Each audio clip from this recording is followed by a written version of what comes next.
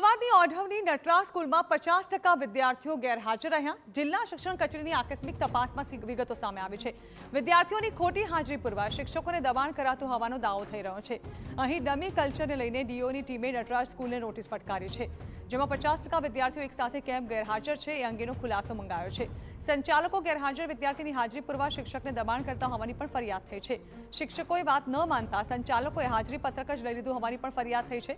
શિક્ષકોએ ડીઓ કચેરીમાં ફરિયાદ કરતા આકસ્મિક તપાસ કરવામાં આવી, જેમાં 50% વિદ્યાર્થી ગેરહાજર જોવા મળ્યા હતા।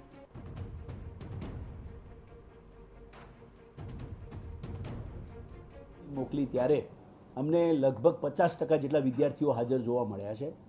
બીજું કે આજ રોજ શિક્ષકશ્રીઓ દ્વારા પણ જે રીતે રજૂઆત કરી તેમાં ખોટી હાજરી પૂરવા માટે દબાણ કરવામાં આવે છે। શિક્ષક જ્યારે ઓનલાઈન હાજરી પૂરતા હોય છે ત્યારે એમાં હાજરી પૂરવા માટેનું જ્યારે એમને દબાણ કરવામાં આવ્યું ત્યારે તેઓએ પણ અહીંયા અત્રેની કચેરી દ્વારા જાણ કરી, તો એ બાબતો અંગે પણ તપાસના આદેશ આપ્યા છે।